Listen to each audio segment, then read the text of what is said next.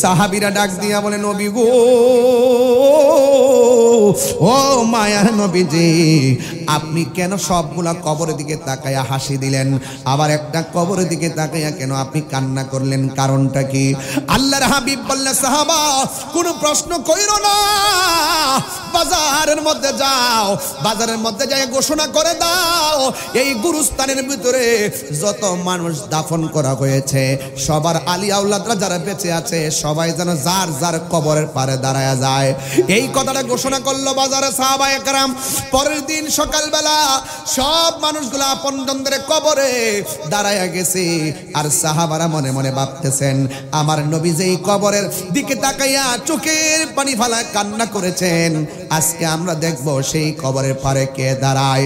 কিন্তু সাহাবারা সবাই লাইন ধরে দাঁড়িয়ে আছে আর তাকাইয়া দেখতেছেন ওই যেই কবরের পারে দাঁড়ায় আমার নবী কান্না করেছেন, ওই কবরটার পারে একটা বুড়া মহিলা লাঠি ভর করে করে এসে দাঁড়ায়া গেছে।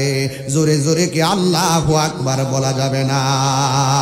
আর জবান খুলে কোন আল্লাহু আকবার। আল্লাহর হাবিবকে প্রশ্ন করা হয়, ইয়া রাসূলুল্লাহ, ইয়া হাবিবাল্লাহ, নবী গো, ও মায়ার নবীজি, আমার কাছে এই পৃথিবীতে সবচাইতে ভালো ব্যবহার পাওয়ার মানুষের নাম কি? আমার নবী বললেন তোমার মা। সাহাবী জিজ্ঞাসা করি, ইয়া রাসূলুল্লাহ, নবী গো, এরপরে কে? আমার নবী বললেন তোমার মা। আল্লাহু আকবার কোন না কেন? এরপরে জিজ্ঞাসা করে তারপরে কে?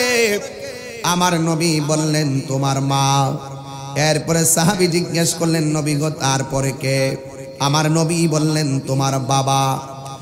এরপরে কে? আমার নবী বললেন তোমার পরিবার আত্মীয় স্বজন। মার কথা বলছে তিনবার, বাবার কথা বলছে একবার, প্রতিবেশীর কথা বলছে আর একবার। এই জন্য মার কথা কেন তিনবার বলছে? এই পৃথিবীর মধ্যে আমার আল্লাহ বলছেন ওয়াহানান আলা ওয়াহানিন, এই পৃথিবীর মধ্যে সবচাইতে কষ্টের পর কষ্ট স্বীকার করে মা। এই জন্য মার কথা তিনবার বলেছেন। মা এমন একটা মা, ও যুবক আমি একটা হাদিস বললে ওয়াজটা আরো ভালো করে বুঝবেন, বলতাম নি রে বাবা। আমার নবী আপনার নবী দেখেন, আতা ইবনে ইয়াসারিন আন ইবনে আব্বাস রাদিয়াল্লাহু তাআলা আন্নাহু আতাহু রাজুলুন, এক ব্যক্তি আমার নবীর কাছে আসছে। আয়েশা বলছেন ইয়া ও নবীর সাহাবী, ইন্নী খাতাবতু ইমরাআতান, আমি একটা মেয়েকে বিয়ের প্রস্তাব দিয়েছিলাম। আমার সন্তানেরা কলা গাছের মধ্যে এমন পোলাপান আছে মা বাপরে জানায় না, জানায় বিয়ার কথা জানাইবার আগে হাজার মায়ারে বিয়ার প্রস্তাব দেয়, এমন ছেলে আছে না? না, মা লাঠি বড় কইরা গুরুস্থানে যায়। ও কলা গাছের বাবা মায়ের আগে সন্তানটারে নিয়ে গেছে কে? আরে জোরে বলো কে? এই জন্য বাজান হায়াতের কোনো গ্যারান্টি নাই, আজ এই কোনো মুহূর্তে চলে যাওয়া লাগবে। 40 দিনের আগে বাইরে মৌতের নিশানি। 40 দিন আগে আপনার বহুত আলামত আছে, এগুলো সময় পেলে কইলাম বলে, কিন্তু আজকে কইতাম না। কি কি আলামত দেখলেই বুঝবেন যে আপনার হায়াতটা 40 দিন বাকি আছে।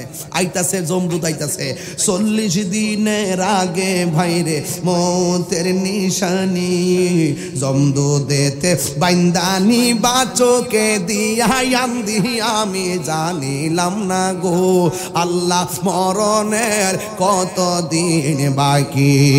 মার আগে সন্তানটারে লইয়া গেছে কে? আমার নবী ডাক দিয়া বলে মা, ও কলা গাছের মা হারা পোলা পাইন, বাবা হারা পোলা পাইন, জবানটা কইলা বলো মা। ভয়েস অফ সুন্নাহ, সুন্নতের সত্যবাণী। আল্লাহ রাব্বুল আলামিন কোরআনে বলেছেন ওয়াকাদা রাব্বুকা আল্লা তা'বুদু ইল্লা ইয়্যাহু ওয়া বিল ওয়ালিদাইনি ইহসানা। আল্লাহু আকবার। আল্লাহ রাব্বুল আলামিন বলেন তোমাদের উপরে ইবাদতকে আবশ্যক করে দেওয়া হয়েছে। আমি আল্লাহ ছাড়া কারো ইবাদত করা যাবে না। সাজদা পাওয়ার মালিক একমাত্র একজন, জবান খুলে বলুন তিনি কে? ওয়ামা খালাকতুল জিন্ন জিন্না ওয়াল ইনসা ইল্লা লিয়াবুদুন। আল্লাহ রাব্বুল আলামিন বলেন, আমি মানুষ এবং জিন জাতিকে সৃষ্টি করেছি একমাত্র আমি আল্লাহর ইবাদত করার জন্য। আপনারা জবান খুলে বলেন ইবাদত পাওয়ার মালিক কে? ওই আল্লাহর ইবাদত করবেন যে আল্লাহ বলছেন ইন্নাহু হুয়া ইউবদিউ ওয়া ইউঈদ ওয়া হুয়াল গফুরুল ওয়াদুদ যুল আরশিল মাজিদ। ওই আল্লাহর ইবাদত করবেন যিনি আমার শুরুর মালিক, যিনি আমার শেষের মালিক। এর মানে হলো যিনি আমার হায়াতের মালিক, যিনি আমার মৌতের মালিক। ওই ইবাদতের পর পর আল্লাহ বলছেন ওয়া বিল ওয়ালিদাইনি ইহসানা। দেখেন ইবাদতের পরে আমার আল্লাহ খেদমতের কথা বললেন, তাইলে বোঝা গেল খেদমতের দাম কম না বেশি? আল্লাহর ইবাদতের পর আল্লাহ বলছেন খেদমতের কথা। এই জন্য আমার আল্লাহ বলেন ওয়া বিল ওয়ালিদাইনি ইহসানা, তোমরা মা বাবার সঙ্গে ভালো আচরণ করো। মা বাপের চোখের মধ্যে পানি ফালাইয়া, মা বাপের চোখের মধ্যে পানি জড়াইয়া তাহিরির সামনে ওয়াজ শুনতে এসেছেন। আপনার মতন শ্রোতা তাহিরির দরকার নাই। যে পিসাবে বলবে মা বাপের খেদমত লাগতো না, আমি তোর সব, এটা পিসাব না, এটা হলো অভিশাপ। আর জোরে কোন ঠিক কিনা? মা বাবার মনে কষ্ট দিয়া কোনোদিন আমার আল্লাহকে পাওয়া যাবে না। এই জন্য আমার যুবক ভাইয়েরা, মাশাআল্লাহ দেখছেন নি আমাকে আপনি দেন হুজুর, এটা দেন আমার, এটা আপনি নেন, এটা আমি নিস। মারহাবা কর। আমাকে 500 দিছে, হুজুরে 200 দিছে। আমি আবার 500 হুজুরে দিলাম, হুজুর 200 আমি নিলাম। মারহাবা কর না। এই 500 দিয়ে হইলো 5000 আর 200 নিয়ে হইলাম 2 লাখ। কেমন দিছে গো? মারহাবা জোরে গন। এই শুনেন, প্রেম আছে বলে পৃথিবী এত সুন্দর। তাহির হুজুরে শাসন করার আগে ভালোবাসা দিছে, এই জন্য ভক্তের অভাব নাই। কথা কোন ঠিক না বেডে? তবে আবার শাসনও লাগে। আমার চোখের মধ্যে একটা শাসন আছে, মুখের মধ্যে একটা ভালোবাসা আছে, এটা দিয়ে আমি সমাজকে চালাচ্ছি। আপনি এই ছেলেটা বলতে হুজুর আমার আব্বা নাই, আপনার কিছু হাদিয়া দিলাম। আপনার কি বিশ্বাস হয় না সন্তানটা বাপের জন্য টাকা দেওয়ার সাথে সাথে, দোয়া চাওয়ার সাথে সাথে আমার আল্লাহ কি তার বাপের কবরটা জান্নাত বানাইতে পারে না? আরো বর্গের পারে কি না কোন? উসিলা শুধু উসিলা চাই আল্লাহ। বান্দারে তোরা আমার কাছে উসিলা তালাশ কর। মারহাবা জোরে কর না গেলে গে। এই জন্য আল্লাহ রাব্বুল আলামিন বলছেন ওয়া বিল ওয়ালিদাইনি ইহসানা, মা বাবার সঙ্গে ভালো আচরণ করো, কারণ মা বাবার সঙ্গে খারাপ ব্যবহার করা যাবে না। এই জন্য যুবকের দল আল্লাহ রাব্বুল আলামিন বলেছেন ওয়া বিল ওয়ালিদাইনি ইহসানা। এখন প্রশ্ন হলো তাহিরি হুজুর, আল্লাহ পাক রব্বুল আলামিন ইবাদতের পরে মা বাবার খেদমতের কথা কেন বললেন? এখানে একটা হাকিকতে ডুব দিতে হবে। আল্লাহ বলে আমি আল্লাহ দুনিয়া সাজাইছি, আমি আল্লাহ বড় মায়া কইরা বান্দা বানাইছি, বান্দা আমার জিকির করবে। আর বান্দাদের জন্য আমি আল্লাহ জান্নাত বানাইলাম। আর এই বান্দাদেরকে দুনিয়ার আলো বাতাস দেখাতে যাইয়া প্রথম যে স্টেশনটা বানাইলাম, এই স্টেশনটা হলো তার মায়ের গর্ব। কথা বলেন ঠিক কিনা? হাদিস শরীফের মধ্যে আসছে কোন মহিলা যদি ডেলিভারিতে মারা যায়, আসেনি এরকম ঘটনা? কলাগাছি এরকম ঘটনা আসেনি? ডেলিভারিতে হসপিটালে গেলে মারা যায়, আবার বাড়ির মধ্যে প্রসব বেদনা উঠে ব্যথা নিয়ে যায়, গাড়ির মধ্যে মারা যায়। অথচ রাসূল বলতেছেন যেই মহিলা ডেলিভারির কেসে মারা যায়, সন্তান ওয়া করে কাঁদতেছে, মা চিরদিনের জন্য দুনিয়া থেকে বিদায় হয়ে গেছে। আল্লাহ রাব্বুল আলামিন হাবিব বলেন আমার আল্লাহ রাব্বুল আলামিন ওই মহিলাটাকে শহীদের মর্যাদা দান করে দেয়। শহীদের মর্যাদা, জোরে কর না সুবহানাল্লাহ। এই জন্য দেখেন মা মারা গেলে আল্লাহ কি পুরস্কারটা দেয়, আর ওই মাকে যদি আল্লাহ বাঁচায় রাখে আমি কি পুরস্কার দিলাম। আমরা তো মারে পুরস্কার দিতে জানি না। এই জন্য আল্লাহরে প্রশ্ন করি, আল্লাহ কতদিন পর্যন্ত মা বাবার সঙ্গে ভালো ব্যবহার করব। আল্লাহ রাব্বুল আলামিন তো জানেন বান্দাদের অবস্থা। কারণ এই পৃথিবীর মধ্যে বান্দা যখন ভূমিষ্ঠ হয় মা ছাড়া চলে না, বাপ ছাড়া চলে না। যখন বান্দা হাঁটতে শিখে তখনও মা ছাড়া চলে না। যতদিন পর্যন্ত সন্তানটা বেকার থাকে ততদিন পর্যন্ত সন্তানটা বাপ মার উপর নির্ভরশীল থাকে।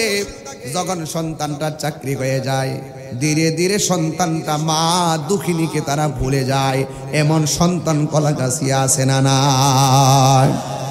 এই জন্য আল্লাহ বলতেছেন, শোনো শোনো, ইম্মা ইয়াবলুগান্না ইনদাকাল কিবারা আহাদুহুমা আও কিলাহুমা উফফিন ওয়ালা তানহারহুমা ওয়া কুল লাহুমা কাওলান কারীমা। আল্লাহ রাব্বুল আলামিন বলেন, ইম্মা ইয়াবলুগান্না ইনদাকাল কিবারা আহাদুহুমা আও কিলাহুমা ফালা তাকুল লাহুমা উফফিন ওয়ালা তানহারহুমা। আল্লাহ রাব্বুল আলামিন বলেন, মা বাবা যদি বুড়াও হয়ে যায় মা বাবার সঙ্গে ভালো ব্যবহার করতে হবে। আপনি রাগ করলে আমি ওয়াজ করব, কিছু কিছু বিয়াদব গুলার সাইজ করব। কথা বলেন ঠিক কি না? এর গায়ে জোর আছে দেখে মা বাপরে ধমক মারে এমন কুলাঙ্গার সন্তান সমাজে আছে না নাই? আরো জোরে আছে না নাই? তুমি মনে করলা যদি মা বাপরে ধমক মারো খাল কাটটা তোমার জীবনে কুমির ঢুকাইছো, যেই ডাইল ধরবা সেই ডাইল ভাঙ্গা পড়বা। কথা বলেন ঠিক কি না? এই জন্য আল্লাহ বলছেন, ইম্মা ইয়াবলুগান্না ইনদাকাল, ঠিক আছে নি হুজুর, তাফসীর ঠিক আছে নি? এরপরে বলেন না সকালবেলা তাহিরি কোরআন হাদিসের বাইরে কথা বলছে। তোমার যদি হিম্মত থাকে তাহিরির সামনে কোরআন কিতাব নিয়ে বসো। আমার পরিষ্কার কথা, মা বাপরে কষ্ট দিয়ে মাহফিল সাজালে লাভ হইব মিয়া? মা বাপরে কষ্ট দিয়ে ফিরে বাড়ি গুরু লয়ে গেলে লাভ হইব? এই শীতের মধ্যে তুমি কম্বলটা ঘুমাইবা আর মা একটা কথা দিয়ে ঘুমাইবো, লানতের জিন্দেগি ওই সন্তানের দরকার নাই। কথা বলেন ঠিক কি না?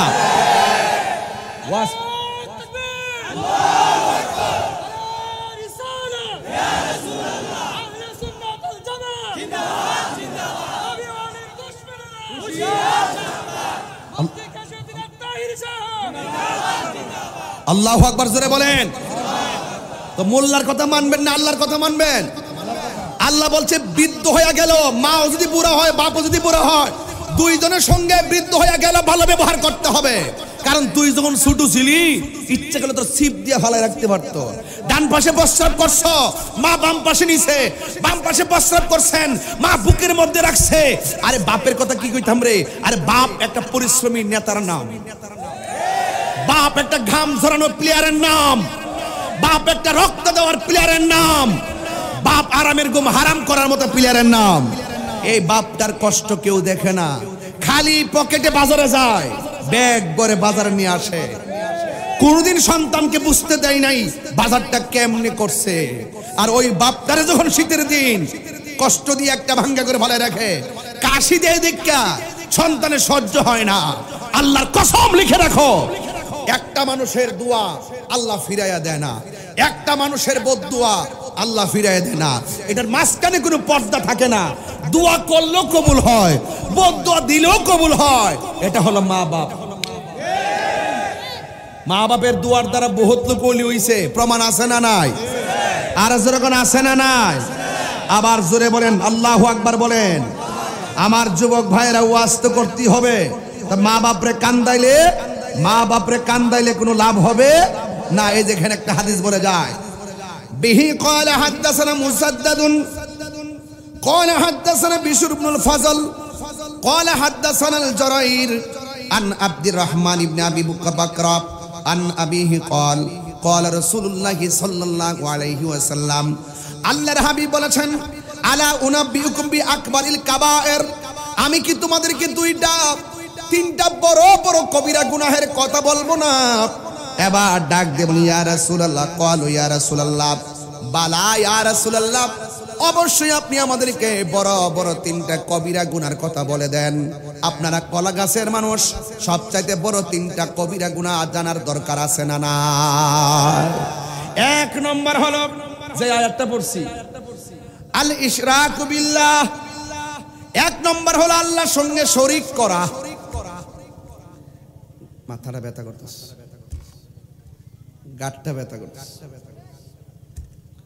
এখন গলাটা কাটটা ফেলাই দিই, কি করব? মাথা ব্যথা হইলে ওষুধ খাবো। মাজারে যদি কোনো বেড়া যদি যায় গাঞ্জা খা, মাজারে কোনো বেড়া যায় ফেন্সি খা, আমরা কি ফেন্সি যে খা হ্যাঁ ধরবো নাকি তা মাজার ভাঙবো? তো আমার দেশের মানুষ ওই কেটা কোন মাজারে যায় আপাদা ফরছে, উপরদা ফরছে, গাঞ্জা খাইছে, ওই হিডার জি দেন না মিডা তাহিরের উপরে। কথা কোন ঠিক না বেঠি? আমরা জানি না এই হাদিস কি আছে কিনা হুজুর। এই যে তিনটা কবিরা গুনার মধ্যে সবচেয়ে বড় কবিরা গুনাহ হলো আল্লাহর সঙ্গে শিরিক করা। হ্যাঁ আমরা বুঝা, আমরা বলে মাজারে যাইয়া বলে ওলি আল্লাহর সঙ্গে বলে আল্লাহর সঙ্গে বলে শিরিক করি। কোন এটা কি সত্য না মিথ্যা? হেরার অভিযোগটা সত্য না মিথ্যা? হেরার অপবাদটা সত্য না মিথ্যা? এই মিথ্যাবাদী হলো মুনাফিক।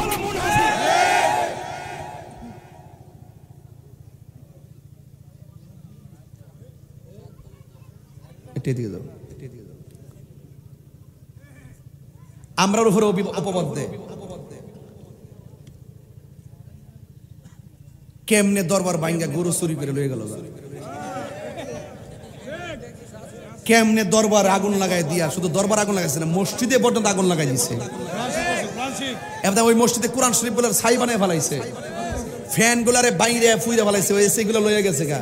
জীবনে কত চুর দেখছি, রাত্রেবেলা চুরে হিন্দিয়া চুরি করে, কেউ যাতে না দেখে, এরা ডাইরেক্ট প্রকাশ্য মনে করছে যে গনিমতের মাল, সুন্দর কইরা চুরি কইরা গরু, ছাগল, ভেড়া, দুম্বা, উট, এ দরবারের গাছ গাছালি, পুকুরের মাছ যা আছে সব ডেক ডেকছি, হান্ডি ভাতিল সব চুরি করে লইয়া যেতেছে গা।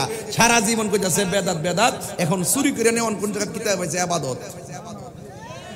কোন কেমন লাগে? এইরকম এরার হাতে কি ইসলাম নিরাপদ? আরে এদের হাতে কি ইসলাম নিরাপদ? এদের কাছে কি রাষ্ট্র নিরাপদ? কথা কোন?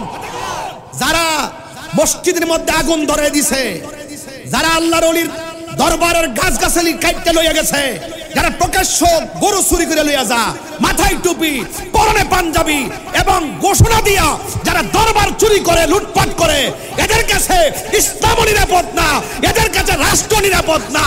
হাত তুলে বলেন ঠিক কিনা বলেন? আল্লাহ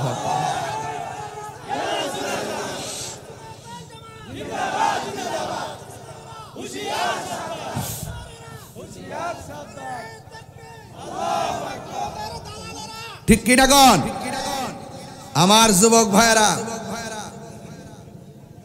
গরু চোর, আহা সারা জীবন ওয়াজ করছে আর ইমান চোর, এখন ওয়াজ করন লাগে ডাইরেক্ট এরা গরু চোর। কথা কোন ঠিক কিনা? আমরা কি মাজারে যাই সাজদা দেই? আমরা ইবাদত করি কার? ওরা যে আমাদের গায়ের উপরে। এক বেচারা ওই দিন কইতাছে, ওয়াজ করার মধ্যে বলতেছে যে তাহিরি জাইন্না শিরিক করে। কত বড় বেফতার মার্কা মৌলবী। আমার ওয়াজের ক্যারিয়ার হইলো 22 বছর। কয় বছর? 22 বছরের ভিতরে প্রায় 19.5 বছরের উপরে আমি চিফ গেস্টের মর্যাদায় ওয়াজ করছি। বয়স হিসাবে আমার নাম 10 নম্বর থাকলেও ছাত্র জীবন থেকে আমি সবার পরে ওয়াজ করি। মানুষ আমাকে মহব্বত করে পরে দেয়, পরে করলে মানুষগুলো থাকে, পরে করলে মানুষগুলো ওয়াজ শুনে দেয় আর কি। কমিটিটা যখন যারে মন চায় তখন দেয়।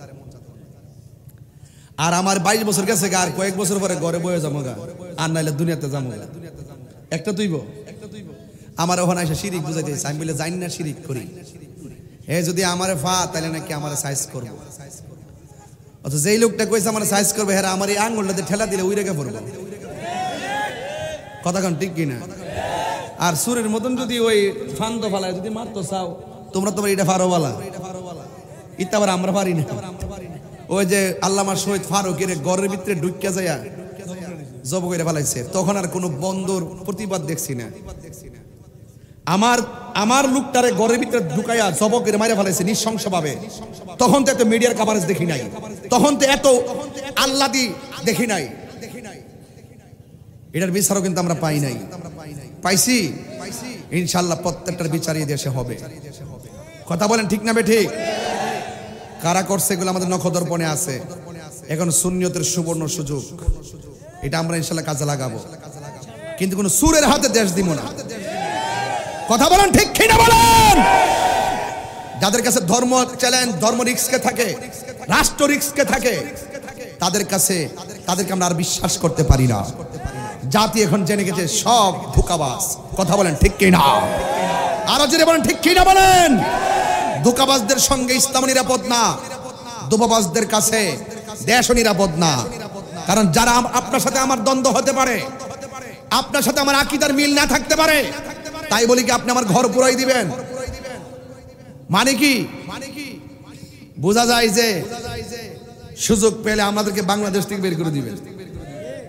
এটার নাম ইসলামও না, এটার নাম আদর্শও না। আপনি যদি সত্যিকার যদি রাষ্ট্রের চিন্তা করেন, প্রত্যেকটা নাগরিকের অধিকার নিশ্চিত করতে হবে। বাক স্বাধীনতা কেড়ে নেওয়ার অধিকার কাহারও নাই, ঠিক কিনা বলেন? আমি আমার মতাদর্শ লালন করব, আপনি আপনার মতাদর্শ লালন করেন। আমি আপনাকে বাধা দেই না, আপনি আমাকে বাধা দিবেন না। যখন আপনি আমার ঘর পুরবেন, আল্লাহর ওলিদের দরবার হলো আমাদের মুসলমানদের চেতনার জায়গা। কারণ এই দেশে ইসলাম আনছে আল্লাহর ওলিগণ, ঠিক না বেঠিক? ইসলাম কে আনছেন? আল্লাহর ওলিগণ। আপনি যখন এগুলো প্রকাশ্য ভাঙ্গা শুরু করবেন, একদিন, 2 দিন, 3 দিন, দেয়ালে যখন পিঠ ঠেকে যাব, আপনারা কি মনে করেন যে সুফি জনতা বসে থাকবো? এই দেশে 70% ভোটার হলো সুফি জনতার। কথা বলেন ঠিক কিনা? যাদের ভোট ছাড়া কেউ সংসদে যাইতে পারে নাই, এটা ইতিহাসে নাই। তবে ইনশাল্লাহ একটা কথা বলে দিয়ে, সুন্নিরা জীবনে বহুত হালে ঢালে বিলে ঘুরছেন, মূল্যায়ন কিন্তু ভান নাই। এবার সব সুন্নিরা এক থাকবেন, বাতিলদের মোকাবেলায়, আল্লাহর ওলিদের মাজার সুরক্ষায় এবং রাষ্ট্রের সার্বভৌমত্ব রক্ষার জন্য আমরা প্রস্তুত থাকব। যে কোনো দেশি হোক আর বিনদেশি হোক, বাংলাদেশ নিয়ে যদি চক্রান্ত হয়, বাংলাদেশের ইঞ্চে ইঞ্চে মাটি নিয়ে যদি চক্রান্ত হয়, এই বাংলাদেশের এই যোদ্ধারা ওই চক্রান্তকে নস্যাৎ করে দিবে। কথা বলেন ঠিক কিনা? আমাদের মাজার ভাঙ্গে কোনো প্রতিবাদ দেখি না কেউ। প্রতিবাদ দেখছেন কেউ? আমরাই চিল্লাইতেছি কিন্তু মূল্যায়ন পাচ্ছি না। তবে আমরা এটার জবাব ইনশাআল্লাহ দিব, অপেক্ষা করেন। তবে আওয়াজ করে বলেন, বড় গুনাহ কয়টা? কথা কেন কয়টা? 3টা বড় গুনাহের মধ্যে একটা হলো আল ইশরাকু বিল্লাহ, আল্লাহর সঙ্গে শিরক করা। 2 নম্বর হলো ওয়া হুকুকুল ওয়ালিদাইন, মা বাবার সঙ্গে অবাধ্যচরণ করা। তাইলে আমার আল্লাহর আয়াতটা সুন্দর পেয়ে গেলাম, ওয়া কাদ রাব্বুকা আল্লা তা'বুদু ইল্লা ইয়াহু, আল্লাহ ছাড়া কারো ইবাদত করা যাবে না। আল্লাহ বলছেন ওয়া বিল ওয়ালিদাইনি ইহসানা, মা বাবার সঙ্গে ভালো ব্যবহার করো। এই দিকে রাসূল বলছেন আল্লাহর সঙ্গে শরীক করা বড় অপরাধ, আবার মা বাবার অবাধ্যচরণ করাও বড় অপরাধ। এখন আপনারা বলুন, মা বাবার কথা রাসূল কেন বলছেন? বুঝার দরকার আছে না নাই? ওয়াহনান আলা ওয়াহনিন, এই পৃথিবীর মধ্যে সবচাইতে বেশি কষ্টের পর কষ্ট যে মানুষটা স্বীকার করে, ওই মানুষটা হলো মা। আল্লাহর হাবিবকে প্রশ্ন করা হয়, ইয়া রাসূলুল্লাহ, ইয়া হাবিবাল্লাহ, নবী গো, ও মায়ার নবীজি, আমার কাছে এই পৃথিবীতে সবচাইতে ভালো ব্যবহার পাওয়ার মানুষের নাম কি? আমার নবী বললেন, তোমার মা। সাহাবী জিজ্ঞাসা করি, ইয়া রাসূলুল্লাহ, নবী গো, এরপরে কে? আমার নবী বললেন, তোমার মা। আল্লাহু আকবার কর না কেন? এরপরে জিজ্ঞাসা করে, তারপরে কে? আমার নবী বললেন, তোমার মা। এরপরে সাহাবী জিজ্ঞেস করলেন, নবী গো, তারপরে কে? আমার নবী বললেন, তোমার বাবা। এরপরে কে? আমার নবী বললেন, তোমার পরিবার, আত্মীয় স্বজন। মার কথা বলছে 3 বার, বাবার কথা বলছে 1 বার, প্রতিবেশীর কথা বলছে আর 1 বার। এই জন্য মার কথা কেন 3 বার বলছে? এই পৃথিবীর মধ্যে আমার আল্লাহ বলছেন ওয়াহানান আলা ওয়াহানিন, এই পৃথিবীর মধ্যে সবচাইতে কষ্টের পর কষ্ট স্বীকার করে মা। এই জন্য মার কথা 3 বার বলেছেন। মা এমন একটা মা, ও যুবক, আমি একটা হাদিস বললে ওয়াজটা আরো ভালো করে বুঝবেন, বলতাম নি রে বাবা। আমার নবী, আপনার নবী, দেখেন আতা ইবনে ইয়াসারিন আন ইবনে আব্বাস রাদিয়াল্লাহু তাআলা আন্নাহু আতাহু রাজুলুন, এক ব্যক্তি আমার নবীর কাছে আসছে। আয়েশা বলছেন, ইয়া ও নবীর সাহাবী, ইন্নী খাতাবতু ইমরাআতান, আমি একটা মেয়েকে বিয়ের প্রস্তাব দিয়েছিলাম। আমার সন্তানেরা কলা গাছের মধ্যে এমন পোলাপান আছে, মা বাপরে জানায় না, জানায় বিয়ার কথা জানাইবার আগে হাজার মায়ারে বিয়ার প্রস্তাব দেয়, এমন ছেলে আছে না? না দেখ রে, ফেসবুকে হেম করিস না, মা বাপের বাইরে যাইস না। মা বাপ যদি আতুল্লু লাইন না দেয়, হিডালই সংসার কর, কথা কোন ঠিক কিনা? মা বাপের বাইরে যাইবা আর বিপদ লাগবো। প্রেম করে বিয়া করবা, দিনে আনন্দ, রাত্রে যন্ত্রণা, কথা বলেন ঠিক না বেটি? জোরে কোন ঠিক কিনা বেটি? দেখবেন সারাদিন যেমনি হয়ে যায়, রাত্রে দেখবেন যে কুড়াকুড়ি লেগে গেছে গা, কারণ হারাম রিলেশনের মধ্যে কোনো আরাম। ওই দেখ ফুলামান কেমন আসে, আসস আসো, মা বাপরে না জানায়া, মা বাপরে না জানায়া যায়া ওই প্রেম করে মোবাইলের মাধ্যমে যায়া বিয়ে শাদী করবা, বাইজ্ঞা লয়ে যাইবা গা, কই দিন খাওয়াইব? বাফে দিনে দমক দিলে রাত্রেবেলা মা চুরি করে আইনা করে খাওয়াইলা, আরেকবারের বাইজ্ঞা পড়ে থাকলে একদিন দুদিন তিন দিন 4 দিনের মাথায় জারাটা বাইরে বাইর ধরাইব, কথা কোন ঠিক না বেটে? হারামের মধ্যে কোনো আরাম। এন্ডা থেকে ফুরসত না, বিয়ার লেগে পাগল হয়ে যাচ্ছে, ইয়া যে কত মজা। হ্যাঁ কইরা দেখ, এরপর শুনেন না তো, সারা রাত মোবাইলে সেটিং করে। আমরা যে কোনো একটা মোবাইল চেক দেন, দেখবেন হোয়াটসঅ্যাপে সেটিং করে রাখছে, হ্যাঁ মেসেঞ্জারে অকুকিরা, এরপরে ইমুতে লাইন, ফজরে ডাক দিলে হে উঠে না, তখন তার জুতাটা ফিডাই উড়ানো দরকার। একদিন দুদিন তিন দিন ফিডাইল, এমন বান্ধব নাই যে তোমার 3 দিন খাওয়াইব, ঘুরে ঘুরে মা বাপের ভাবর তোলায় ভর্তিব। বেকার থাকলে মা বাপ সারা বুঝে না, যখন চাকরিটা হয়ে যায় তখন আর মা বাপরে মূল্যায়ন করে না। এমন সন্তান সমাজে আছে না নাই? ওই দিন কি কয়, ইন্নী খাতাবতু ইমরাআতান, নবীর সাহাবীর কাছে এসে বলতেছে, অবশ্যই আমি একটা মেয়ের বিয়ের প্রস্তাব দিছি, ফা আবাত আন তানকিহানি, এই মেয়েটা আমার প্রস্তাবটা প্রত্যাখ্যান করছে, আমার সঙ্গে বিয়ে বসবে না। তখন কি হলো, ওয়া খতাবাহা গায়রি, একটু পরে আরেকটা ছেলে মেয়েটার বিয়ের প্রস্তাব দিছে, দেওয়ার পরে ফা আহাব্বাত আন তানকিহাহু, তখন মেয়েটা বিয়ের প্রস্তাব রাজি হইছে এবং তার সঙ্গে বিয়ে হয়ে গেছে। ফা গিরতু আলাইহা ফাকাতালতুহা, আমি তখন রাগান্বিত হইছি, রাগান্বিত হয়ে কি করছি, ফা কাতালতুহা, আমি মেয়েটারে মাইরে ফেলাইছি, হত্যা করে ফেলাইছি। আমার দেশে দেখবেন কিছু কিছু মানুষ আছে, মেয়ে যদি রাজি না হয়, কয়েকটা বন্ধু বান্ধব মিললা তারে মাইরা ফেলা। মারে কি মারে না?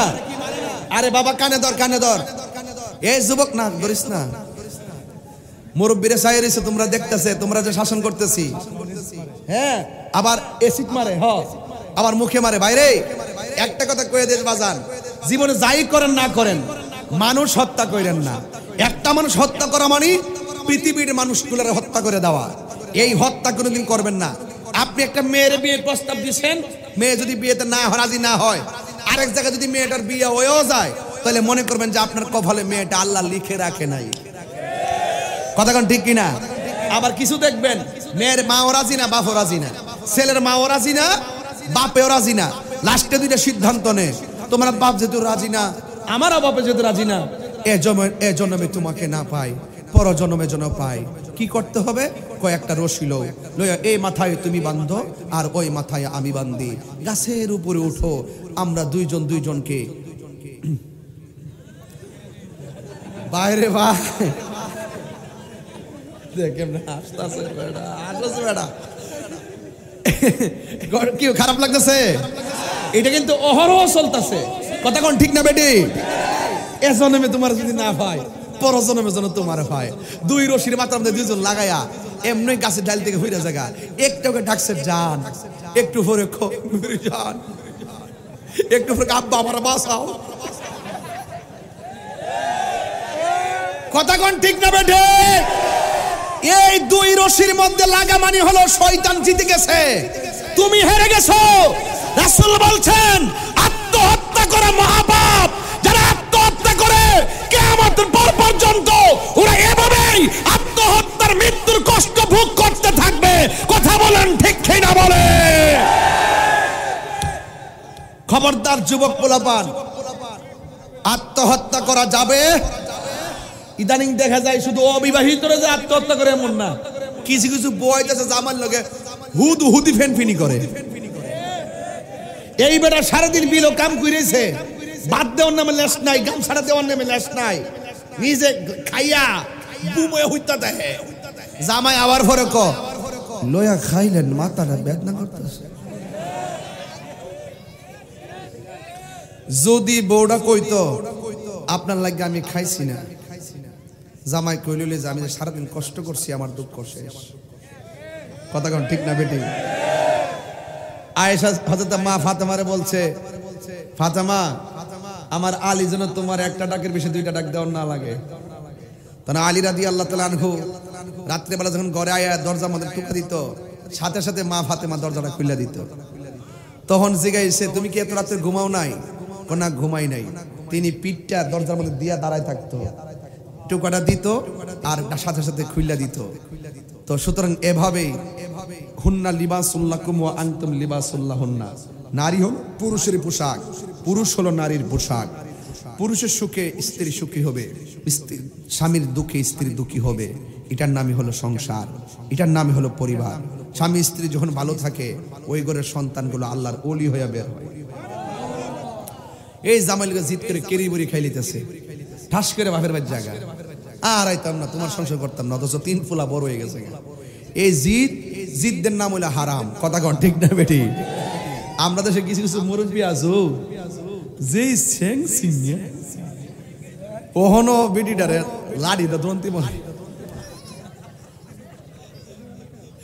আমি দেখি যে লাড়ি দন এটার মধ্যে ভালোবাসা খুঁজে পাই, লাড়ি দন্তি দেটি হয় কিন্তু বাড়িটা দেয় না।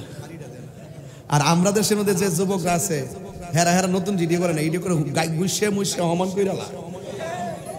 আহারে যেই লোকটার লাগে তোমার পাগল, এটার লাগে সংসার করবা, এটার তুমি গুছিয়ে মুছিয়ে হমান করে লইছো, এটার নাম সংসার না। এটার নাম কি না? সংসার না। দমক টমক দিবা আর দিল একটু আসতে দিও। হাদিসের মধ্যে তো আছে মৃদ শাসন করো, মৃদ ওকে বাইরে যে হমান করলা এগুলা করা যাবে না। তো এই জন্য দেখেন কি করছে এই বেফতারে, কি করছে বলেন? ফাকিরতু আলাইহা ফাকাতালতুহা, মেয়েটার আমি বিয়ের প্রস্তাব দিলাম, মেয়েটা রাজি হইছে না। আরেকবার প্রস্তাব দিল, হের কথায় রাজি হয়ে গেছে, আমি রাগ করছি, কইরা কি করছি? ফাকাতালতুহা, আমি মেয়েটার মাইরা ফেলাইছি। তখন সে বলতেছে ফাহাল লি মিন তাওবাতিন, হে নবীর সাহাবী আমার জন্য কি কোনো তওবার দরজা খোলা আছে? তখন সাহাবী বলতেছেন ক্বালা উম্মুকা হাইয়াতুন, এ যুবক তুমি যে মেয়েকে মেরে ফেলছো, শোনো আমি জানতে চাই তোমার কি মা জীবিত আছে? ক্বালা লা, ছেলে বলছে না। তখন ক্বালা ইবনে আব্বাস বলছেন তুব ইলাল্লাহি আযজা ওয়া জাল্লা, তুমি আল্লাহর কাছে তওবা করো, ওয়া তাকাররাব ইলাইহি মাস্তাতা'তা, তোমার এই প্রচেষ্টা জনিত তওবার কারণে এমনও হতে পারে আল্লাহ নৈকট্য লাভ করতে পারো। কিন্তু একটা সাহাবী আতা ইবনে ইয়াসার বলতেছেন ফাযাহাবতু, আমি গেলাম, ফাসাআলতু ইবনে আব্বাস রাদিয়াল্লাহু আনহু, আমি আব্বাস রাদিয়াল্লাহু আনহু যাইয়া প্রশ্ন করলাম, হে আব্বাস লেমা সাআলতু আন হায়াতি উম্মিহি, ছেলেটাকে মেরে মাইরা ফেলাইছে, আপনি দ্বিতীয়বার বললেন যে আল্লাহর কাছে তওবা করো, কিন্তু প্রথমবার বলছেন না তার মা জিন্দা আছে কিনা। আপনি দ্বিতীয় কথাটা আগের কথাটা পরে বইলা পরের কথাটা আগে বলছেন, কারণটা কি? আপনি তো প্রথমেই বলতে পারতেন যে তুমি আল্লাহর কাছে তওবা করো, তুমি হত্যা করছো, অন্যায় করছো। এই কথা না বলে আপনি বলছেন ক্বালা উম্মুকা হাইয়াতুন, তোমার আম্মা কি জিন্দা আছে? লেমা সাআলতাহু আন হায়াতি উম্মিহি, আপনি ছেলেকে প্রশ্ন করছেন তোমার আম্মা কি জিন্দা আছে? ফাকালা, তখন ইবনে আব্বাস বলেন ইন্নী লা আ'লামু আমালান আকরাবা ইলাল্লাহ, আল্লাহর কাছে আমি আমল সমূহের মধ্যে সবচাইতে কারেন্ট একটা আমল পাইছি। সুবহানাল্লাহ বলতেন না? কয় সেটা কি? কয় সেটা হলো মিন বিররিল ওয়ালিদা, মা বাবার সেবা করা, মা বাবার অনুগত করা। কারণ কেন? তার মা যদি জিন্দা থাকতো ওই মার কাছে যদি যাইয়া বলতাম মা গো আমি অপরাধ করছি, মনে হয় আমার মনে মাফ নাই, ওই মুহূর্তে মা যদি আল্লাহর কাছে তাহাজ্জুদ নামাজের পরে বইয়া যদি কইতো, আল্লাহ আমার পোলা অন্যায় করে ফেলাইছে, তুমি তারা মাফ করে দাও, এই দোয়াটার মাঝখানে কোনো পর্দা থাকে না, ডাইরেক্ট আল্লাহ কবুল করে ফেলাইতো। তাহলে মা বাপে জিন্দা থাকলে উপকার একটা না, ইহকাল পরকালীন উপকার। কথা বলেন ঠিক কিনা? এই জন্য আমার নবী, আপনার নবী রহমাতুল লিল আলামিন গুরুস্থানের মধ্যে যাওয়ার পরে আমার নবী দেখতেছেন একটা কবরের মধ্যে আযাব হইতেছে, আর যতগুলা গুরুস্থান আছে সব গুরুস্থানের মানুষগুলা জান্নাতের গালিচায় ঘুমাইতেছে। আমার নবী দেখলেন যে এই সমস্ত গালিচায় মানুষগুলো ঘুমাইতেছে, এই কবরগুলো দেখা আমার নবী একটা মুস্কি হাসি দিলেন। আবার যেই কবরের মধ্যে আযাব হইতেছে ওই কবরের মধ্যে তাকাই আমার নবী চোখের পানি মোবারক ছেড়ে কান্না করে দিলেন। সাহাবীরা ডাক দিয়া বলে, নবী গো, ও মায়ার নবীজি, আপনি কেন সবগুলা কবরের দিকে তাকাইয়া হাসি দিলেন, আবার একটা কবরের দিকে তাকাইয়া কেন আপনি কান্না করলেন, কারণটা কি? আল্লাহর হাবিব বললেন, সাহাবা কোনো প্রশ্ন কইরো না, বাজারের মধ্যে যাও, বাজারের মধ্যে যাই ঘোষণা করে দাও, এই গুরুস্থানের ভিতরে যত মানুষ দাফন করা হয়েছে সবার আলী আওলাদরা যারা বেঁচে আছে সবাই যেন যার যার কবরের পারে দাঁড়ায় যায়। এই কথাটা ঘোষণা করলো বাজারে সাহাবায়ে কেরাম। পরের দিন সকালবেলা সব মানুষগুলো আপনজনদের কবরে দাঁড়ায় গেছে, আর সাহাবারা মনে মনে ভাবতেছেন আমার নবী যেই কবরের দিকে তাকাইয়া চোখের পানি ফেলায় কান্না করেছেন, আজকে আমরা দেখব সেই কবরের পারে কে দাঁড়ায়। কিন্তু সাহাবারা সবাই লাইন ধরে দাঁড়িয়ে আছে, আর তাকাইয়া দেখতেছেন ওই যেই কবরের পারে দাঁড়ায় আমার নবী কান্না করেছেন, ওই কবরটার পারে একটা বুড়া মহিলা লাঠি ভর করে করে এসে দাঁড়ায় গেছে। জোরে জোরে কি আল্লাহু আকবার বলা যাবে না? আর জবান খুলে কোন আল্লাহু আকবার। যুবক ভাইয়েরা আমার, এবার আমার নবী যখন দেখলেন মহিলাটা লাঠি ভর করে আসলেন, আসার পরে আমার নবী জিজ্ঞাসা করে, মা এই কবরটা কার? মহিলা কই, ইয়া রাসূলুল্লাহ এই কবরটা আমার জাদুমণি সন্তানের কবর। এবার জিজ্ঞাসা করে, মা আপনি জানেননি আপনার সন্তান কবরে কেমন আছে? আমি একটু আগে বলে গেছি, ইন্নাল্লাহা ইউসমিউ মাইয়াশা, আল্লাহ যারে ইচ্ছা করে তার কবরে তিনি কবরে কে কেমন আছে জানতে পারেন। এই জন্য আমার নবী সব উপর দিকে দেখতেন। নবীজিকে এই ক্ষমতা দান করেছেন একজন, জবান খুলে বলেন তিনি কে? আমার মরণের কত দিন বাকি আমি জানিলাম না গো আল্লাহ, মরণের কত দিন বাকি আমার মরণের বাকি আমি জানিলাম না গো আল্লাহ, মরণের কত দিন বাকি। আর আজরাইল আসিয়া যখন হস্তে দিবা দড়ি, আজরাইল আসিয়া যখন হস্তে দিবা দড়ি, তখন আমার মনা ভাই করবা লুকালুকি আমি জানিলাম না গো আল্লাহ, মরণের কত দিন বাকি আমার মরণের কত দিন বাকি আমি জানিলাম না গো আল্লাহ, মরণের কত দিন বাকি। 40 দিনের আগে বাইরে মৌতের নিশানি, 40 দিনের আগে বাইরে মৌতের নিশানি। আরে জমদুতে বা ইন্দানি বা জমদুতে বাইন্দানি বা চোখে দিয়ান দিয়া আমি জানিলাম না গো আল্লাহ, মরণের কত দিন বাকি আমার মরণের কত দিন বাকি আমি জানিলাম না গো আল্লাহ, মরণের কত দিন বাকি। আর হায়াত হইল হাতে বাইরে মত হইল পায়ে। এখান থেকে দরদ লাগাই দেখবেন কান্দা বাড়ি যাবেন ইনশাল্লাহ। বলেন, আরে হায়াতে হইল হাতে বাইরে মত হইল পায়ে, যে জায়গা যার মরণ লেখা সেই জায়গা সে মরে আমি জানিলাম না গো আল্লাহ মরণের কত দিন বাকি আমার মরণের কত দিন বাকি আমি জানিলাম না গো আল্লাহ মরণের কত দিন বাকি একটা জবান বন্ধ রাখবেন না সন্তান মারা গেছে মা বুড়া হয়ে গেছে ওই বুড়া কালা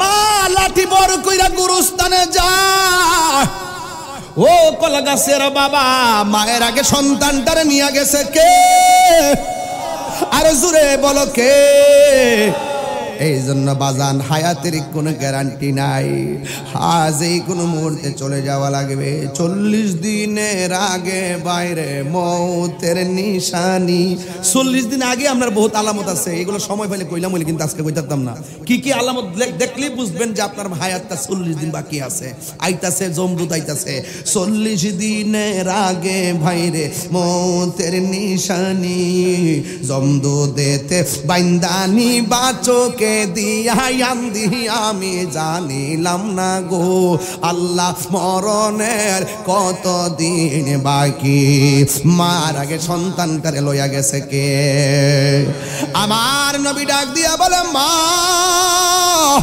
ও কলা গাছের মা হারা পোলা পাইন বাবা হারা পোলা পাইন জবানটা কইলা বলো মা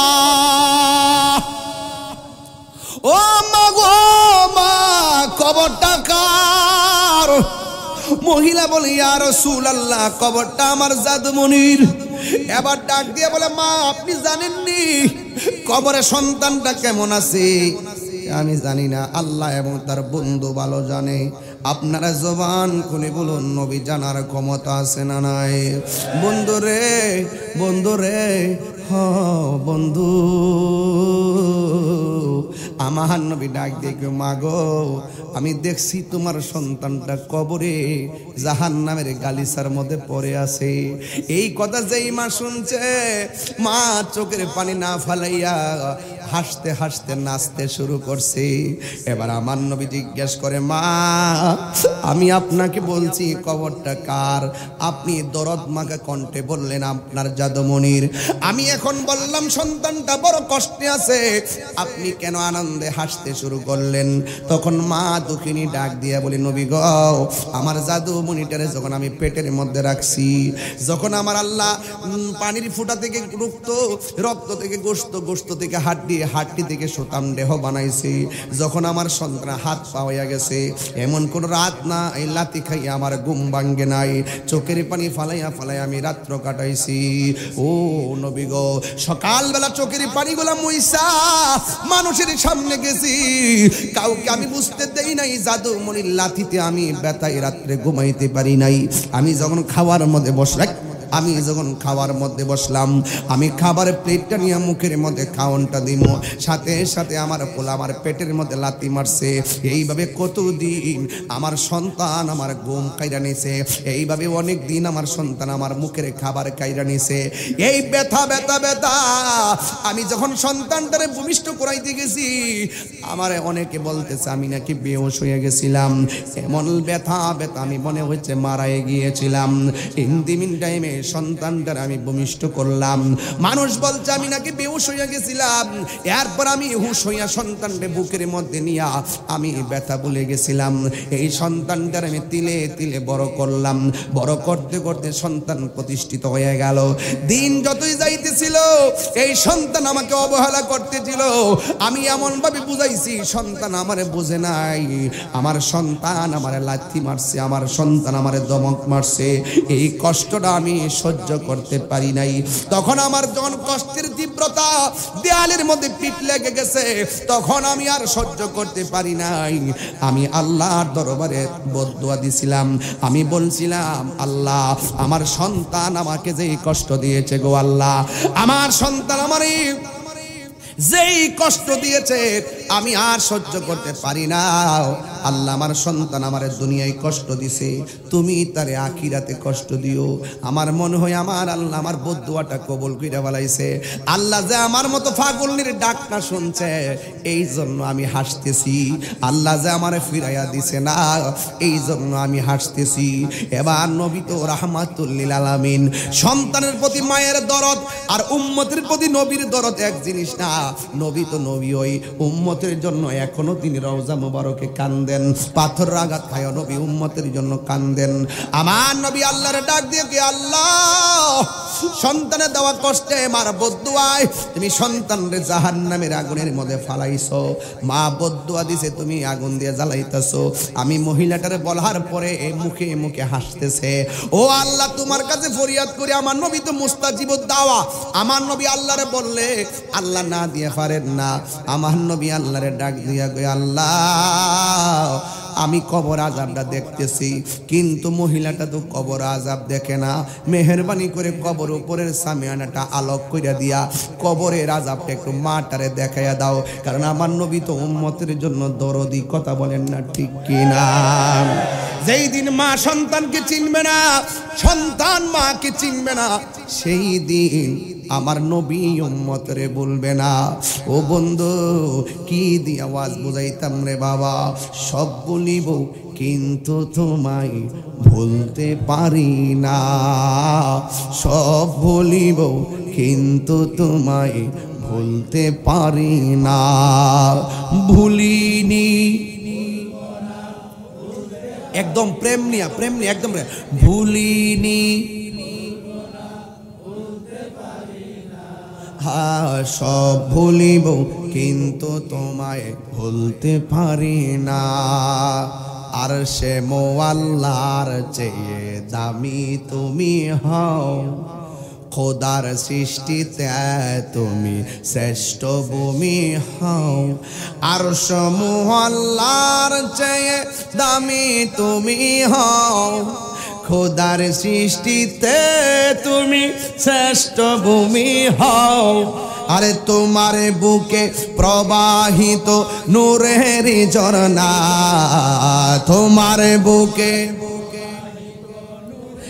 ঝরনা, সব বলিব কিন্তু তোমায় বলতে পারি না। বলুন, সব বলিব কিন্তু তোমায় বলতে পারি না। বলেন, সোনার মদিনা আমার প্রাণের মদিনা, সব বলিব কিন্তু তোমায় বলতে পারি না। তোমার বুকে আমার নবীর কদম পড়েছে। সুবহানাল্লাহ। আপনাদের কি ঘুমে ধরে গেছে? রাত্র কি খুব বেশি হয়ে গেছে? আমি একটা কথা বলছি, হৃদয় টাচ করে কথাগুলো বলতেছি, একদম টাচ করে দেখেন ঘটনাটা কি ঘটে। শুধু বলেন নবী উম্মতের জন্য কেমন পাগল। মা বদদুয়া দিছে, আল্লাহ কবুল করছে। ওই মুহূর্তে নবী সুপারিশকারী হয়ে দাঁড়ায় গেছে। আর বড় করে বলেন না সুবহানাল্লাহ। কোন গেলেন? তোমার বুকে আমার নবীর কদম পড়েছে, তোমার বুকে জিবরিল আমিন সদা এসেছে। তোমার বুকে আমার নবীর কদম পড়েছে, তোমার বুকে জিবরিল আমিন সদা এসেছে। আরে তোমার ছোঁয়া লেগে হলে শাহে মদিনা, নবীর ছোঁয়া লেগে তুমি শাহে মদিনা। সব বলিব কিন্তু তোমায় বলতে পারি। যুবকরা বলুন, সব বলিব। হ্যাঁ, গোমা কি লেগে জিজ্ঞাসা করছেন? ভুলিনি না। এইটা যদি চিটাগাং গাইতাম, চট্টগ্রাম গাইলে ফলে আমার পাগল হয়ে গেলে, আর ওই চিটাগাং যাই আবার এই বুকাল দিলে হইতো না। হিয়ানো গেলে আবার আরেকটা বুকাল আছে, এটা দিতাম নি আগো। এটা তো কলা গাছিয়া, এটা চিটাগাং ধরে। ও, আমরা তো চিটাগাং বিভাগে পড়ছি, তাই না? আচ্ছা আচ্ছা, তাহলে বিভাগের খেলা চলো। হ্যাঁ, বলিনি বলতে পারি না, বলিনি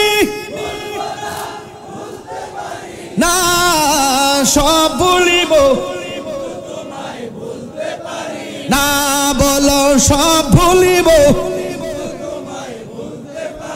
সোনার মদিনা আমার প্রাণের মদিনা সোনার মদিনা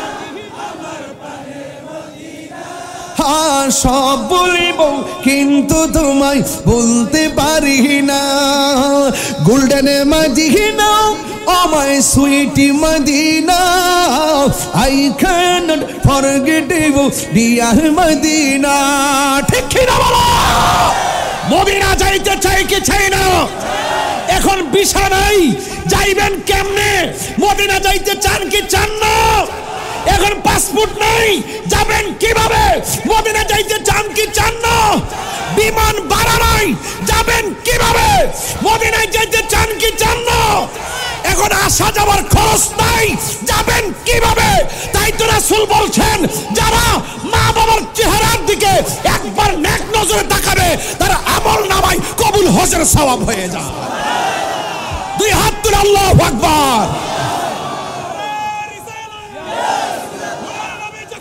আমরা আছি সেখানে আল্লাহু আকবার জোরে বলেন যুবক কি দিলাম ওয়াজ মা বাপ আছে মানে কি মক্কা মদিনা আছে কথা বলেন ঠিক কি না যেই মক্কা মদিনায় তাওয়াফ নাই শুধু চাইলেই সওয়াব